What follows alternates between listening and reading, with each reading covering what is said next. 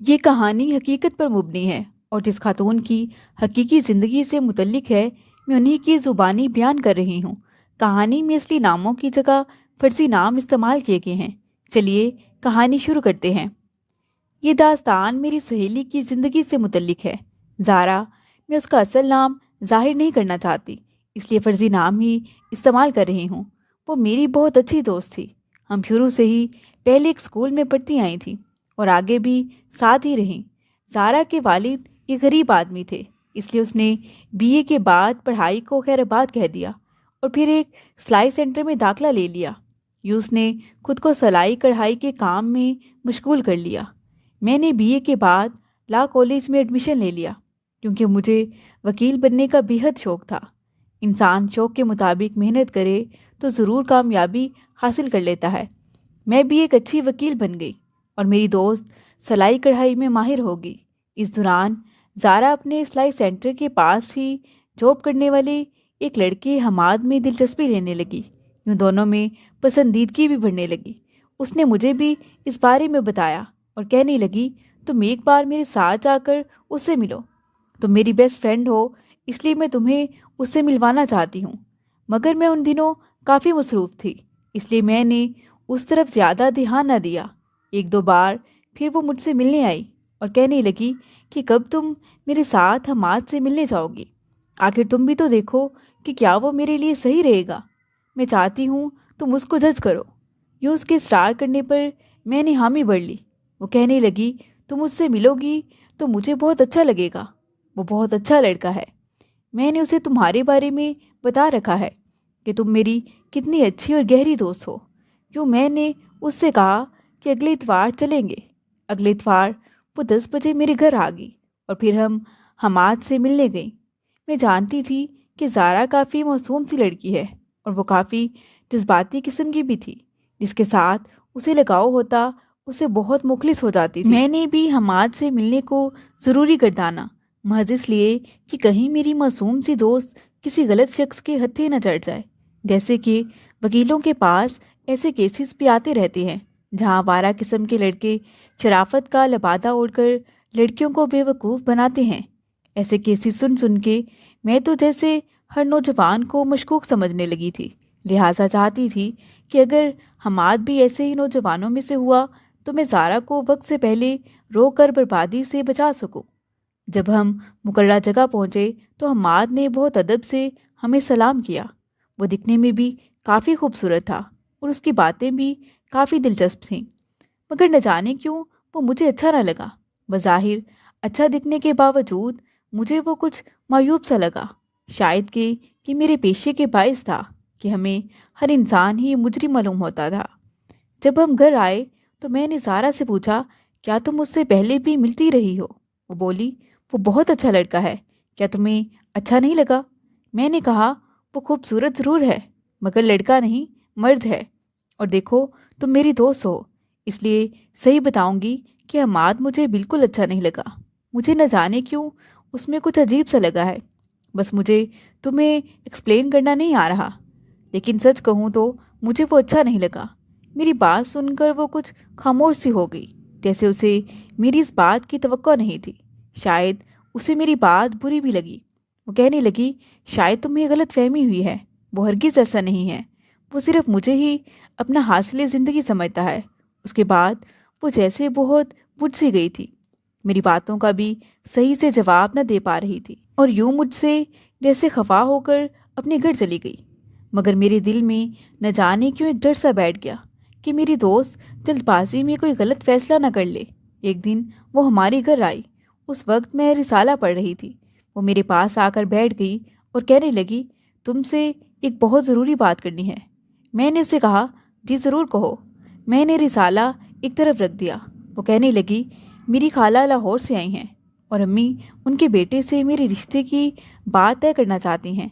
ان کے بیٹے کا نام احسن ہے، وہ ہے تو اچھا، شریف بھی ہے، مگر وہ مجھے بالکل اچھا نہیں لگتا۔ وہ کچھ زیادہ ہی کم گو اور اپنے آپ میں مگن رہنے والا انسان ہے۔ نہ جانے کیوں اسے تو دیکھ کر ہی میری اندر آگ سلک جاتی ہے۔ تم جانتی ہو کہ میں حماد کو پسند کرتی ہوں اور اسی سے شادی کروں گی۔ میں نے کہا زارا شاید تم اس کی محبت میں اندھی ہو گئی ہو. یہ دنیا بہت ظالم ہے. تم سیدھی سادھی لڑکی ہو اور حماد کو زیادہ جانتی بھی نہیں ہو.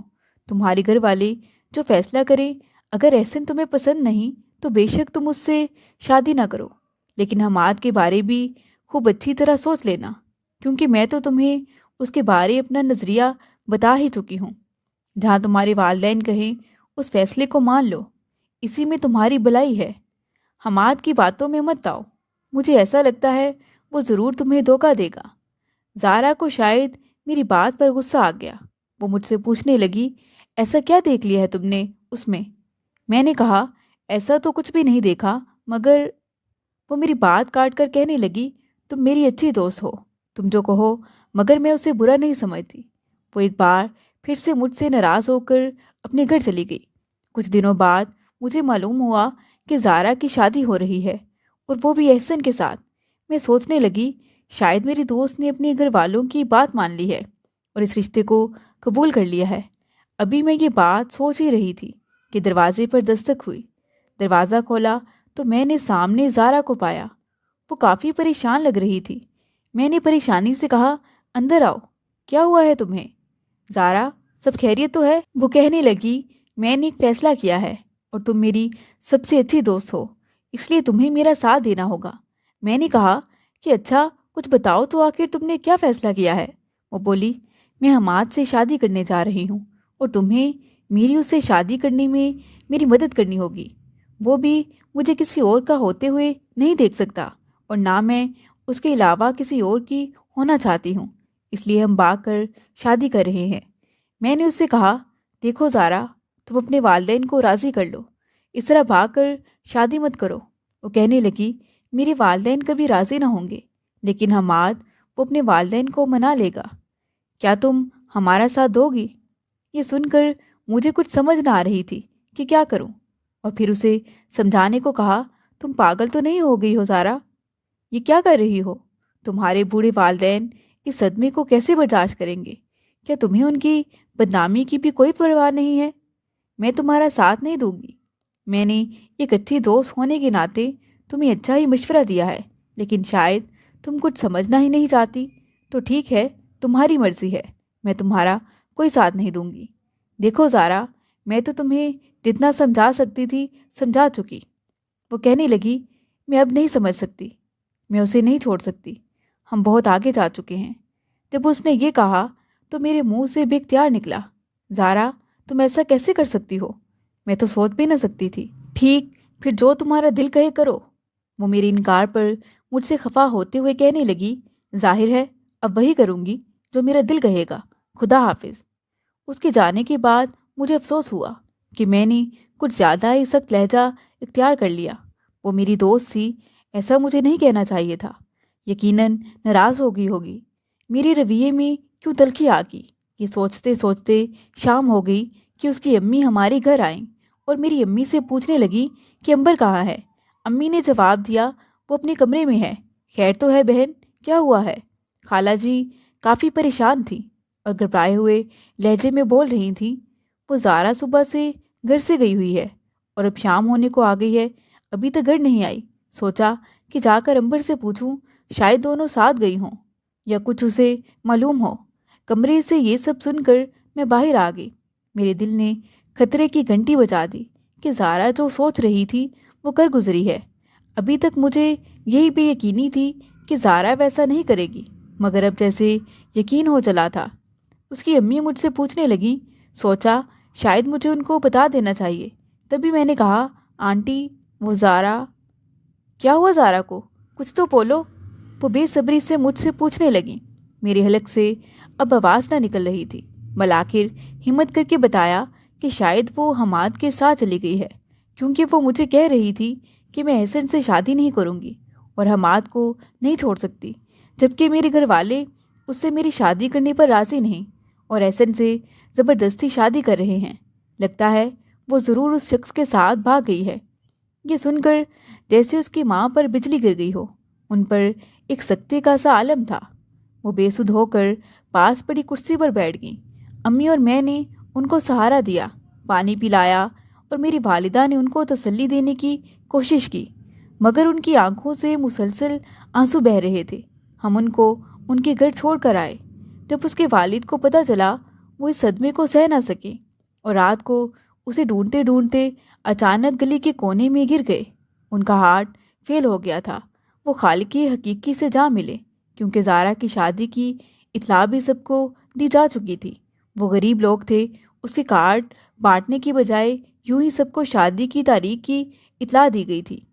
شاید اس بیچارے غریب باپ نے اپنی بدنامی کے خوف سے اس دنیا سے رخصتی اختیار کر لی تھی۔ زارا کی امی کی حالت بھی بری تھی۔ اس کے باپ کی میت کو دیکھتے ہوئے میں سوچنے لگی، کیا زارا تم واقعی اتنی خود غرض ہو گئی تھی کہ ایک شخص کی خاطر اپنے اتنی محبت کرنے والے والدین کو چھوڑ دیا؟ اس واقعے کو 1 سال کا عرصہ گزر گیا اور میری اس سے کوئی ملاقات، کوئی رابطہ نہ ہو سکا، نہ ہی وہ کبھی اپنے والدین کے گھر آئی۔ وہ نہ جانے کس دنیا میں کھو کر رہ گئی تھی، مگر میں نے دل سے اسے بلایا نہ تھا۔ کبھی کبھی اس کی فکر ستاتی کہ نہ جانے وہ کہاں ہوگی، کاش ایک بار مل جائے تو جان سکوں۔ دعا گو رہتی کہ وہ جہاں ہو خوش ہو۔ ایک دن میں آفس میں بیٹھی تھی کہ دروازے پر دستک ہوئی۔ میں نے پوچھا، کون ہے؟ اندر آ جائیں۔ سامنے کھڑی عورت کو دیکھ کر میں حیران رہ گئی، کیونکہ میرے سامنے زارا کھڑی تھی۔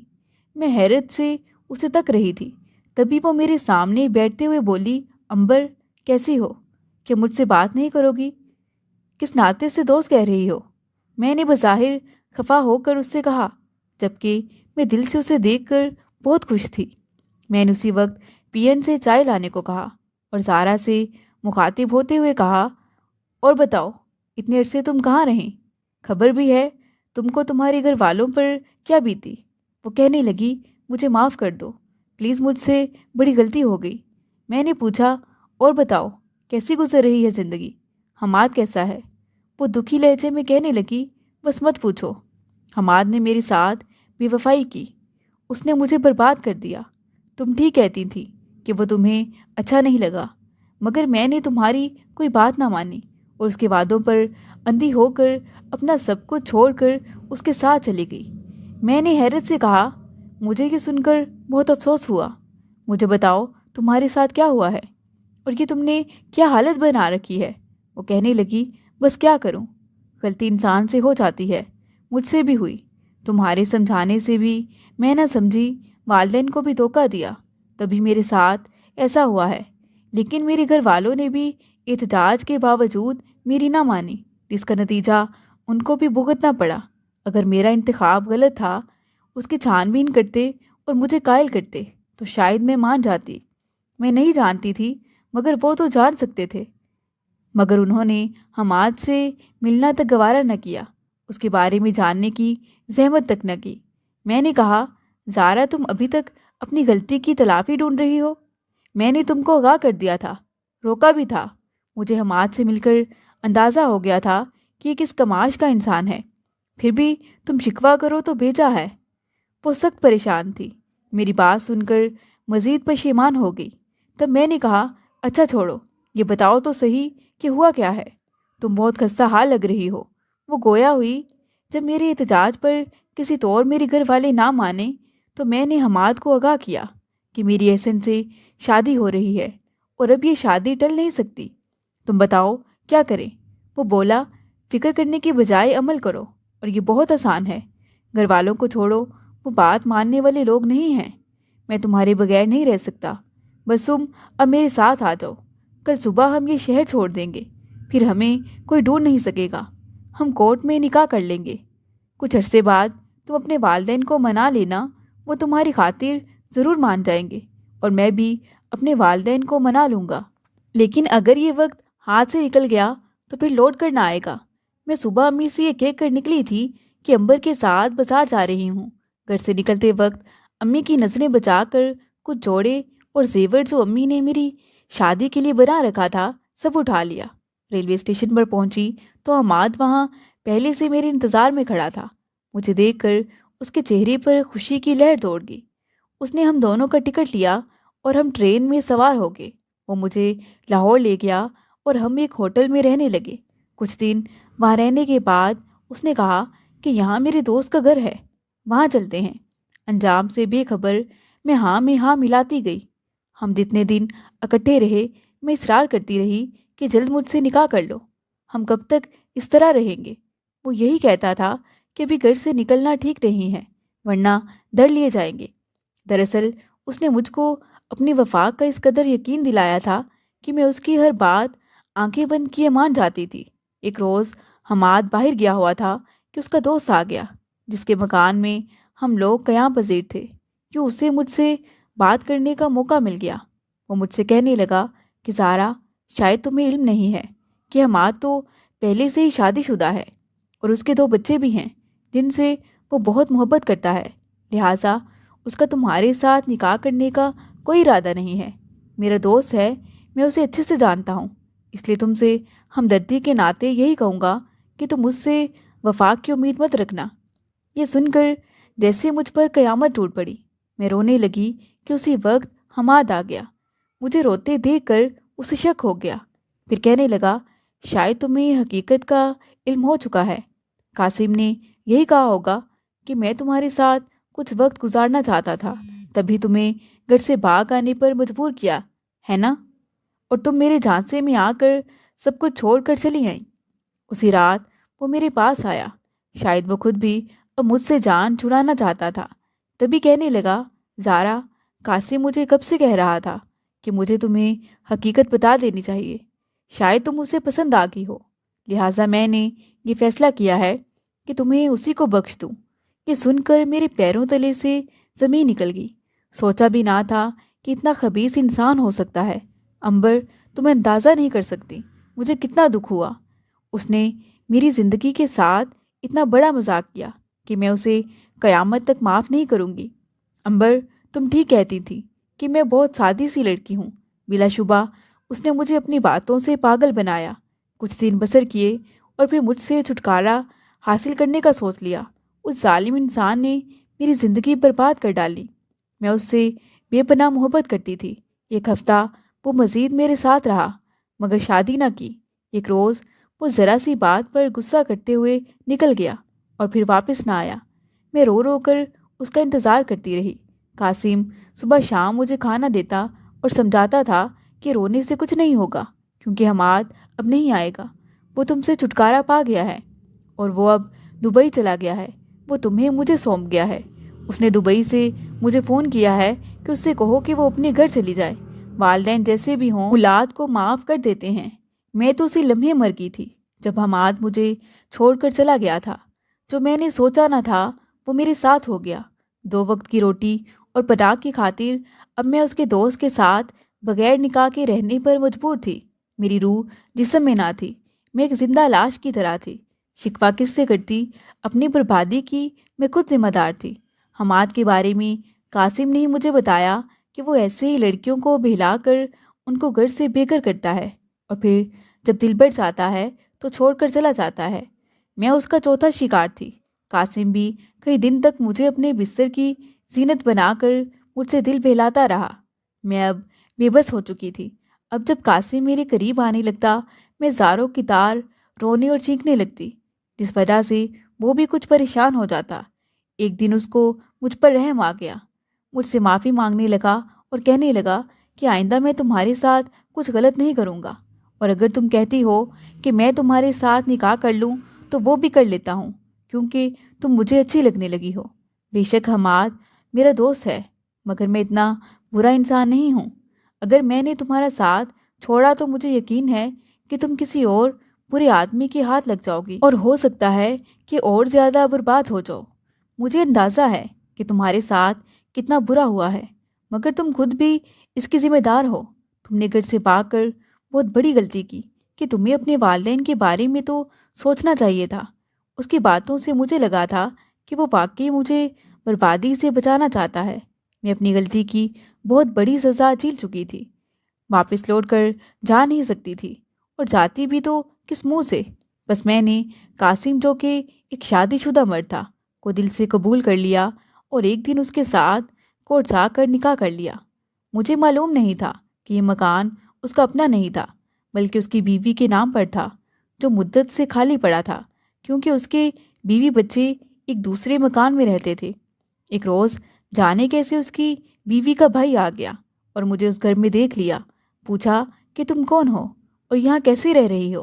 ہم نے تو یہ مکان کسی کو کرائے پر نہیں دیا ہے۔ مجھے کیا معلوم تھا کہ وہ کون ہے، لہٰذا میں نے بتا دیا کہ میں قاسم کی بیوی ہوں اور یہ میرا گھر ہے، اس لیے یہاں رہ رہی ہوں۔ کہ سن کر وہ جیسے خاموش ہو گیا۔ اس کے چہرے کے تیور بدل چکے تھے۔ شاید اس نے جا کر اپنی بہن کو بتایا، اور پھر وہاں کیا ہوا مجھے نہیں معلوم۔ لیکن پھر قاسم دوبارہ نہیں آیا۔ البتہ اس کی بیوی کے 4 جوان تگڑے بھائی تھے۔ 3 روز بعد انہوں نے آ کر مجھے مکان خالی کر دینے کا حکم دیا۔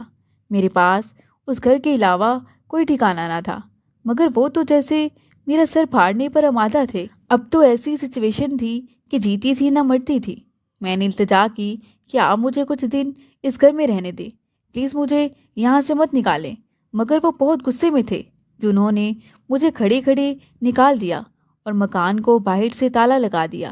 یہ قیامت کا دن تھا، رات سر پر آ گئی تھی۔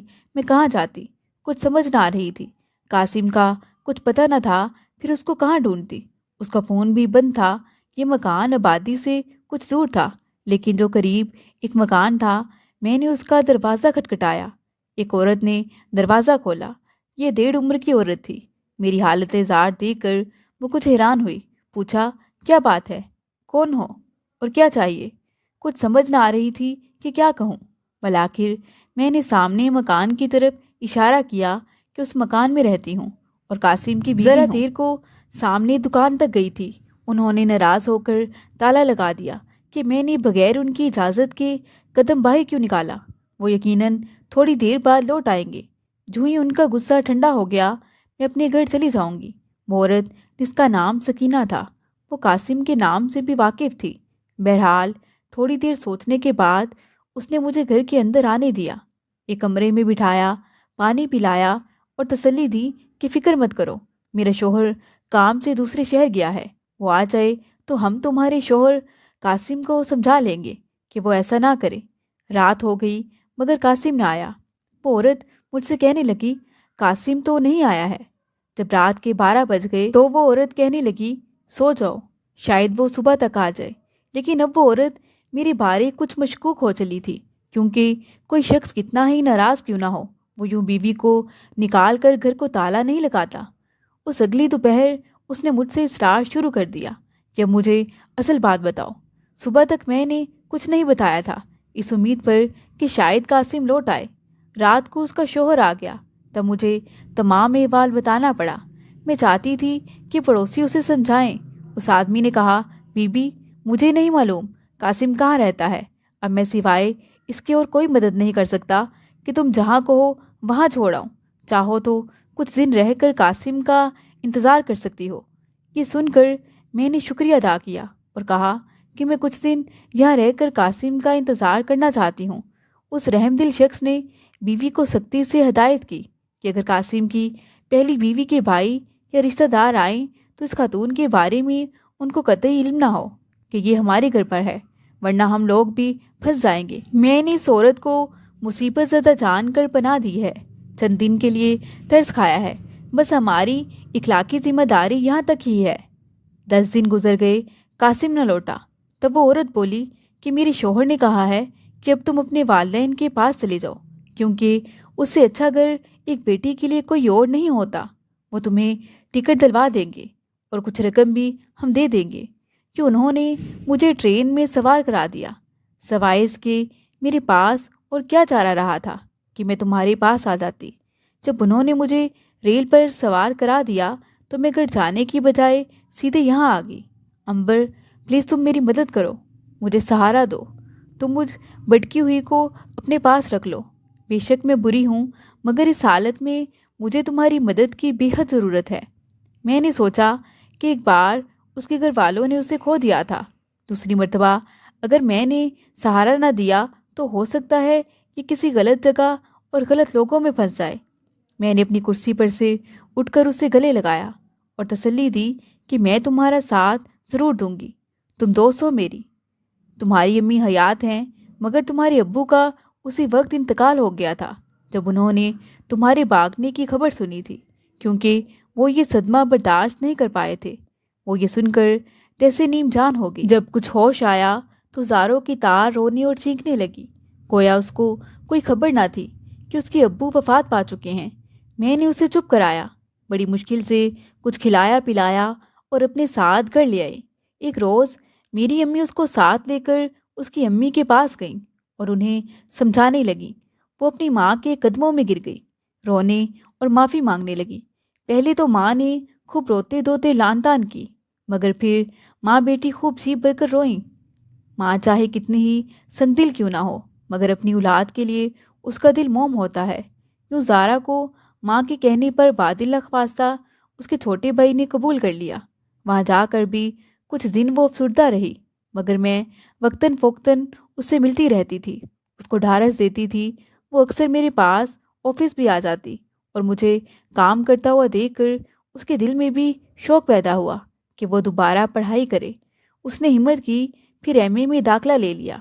جب دل لگا کر کوئی کام کیا جائے، اللہ کی مرضی شامل ہو تو آدمی کامیاب ہو جاتا ہے۔ وہ بھی کامیاب ہو گئی، پھر اس کی سوشل ویلفیئر کے محکمے میں ملازمت ہوگی۔ آج وہ کامیاب اور ایک اچھی زندگی گزار رہی ہے۔ قاسم نے رابطہ کیا اور نہ اس نے پھر اسے کبھی ڈھونڈنے کی کوشش کی۔ وہ کہتی تھی قاسم برا آدمی نہ تھا، اس نے مجھے سہارا دینے کی کوشش کی اور بامر مجبوری میرے ساتھ نکاح بھی کر لیا تھا تاکہ میں مزید رلنے سے بچی رہوں، لیکن وہ بعد میں یقیناً اپنے بچوں کی وجہ سے مجبور ہو گیا ہوگا۔ اس کی بیوی تھی، سسر اور سالے باثر لوگ تھے۔ وہ بال بچے دار آدمی تھا، ان سے جھگڑا مول نہ لے سکا۔ آج میری دوست نے اپنی زندگی برباد کر کے پھر سے اسے سنوار لیا ہے، لیکن ہر ایک کے مقدر میں بھی یہ سب نہیں ہوتا۔ وہ آج بھی جب میرے پاس آتی ہے تو اپنے ماضی کو یاد کر کے بے تحاشا روتی ہے، اپنے والد کو یاد کر کے گھنٹوں روتی ہے۔ اللہ پاک سے دعا ہے کہ وہ سب بہنوں بیٹیوں کو نیک ہدایت دے۔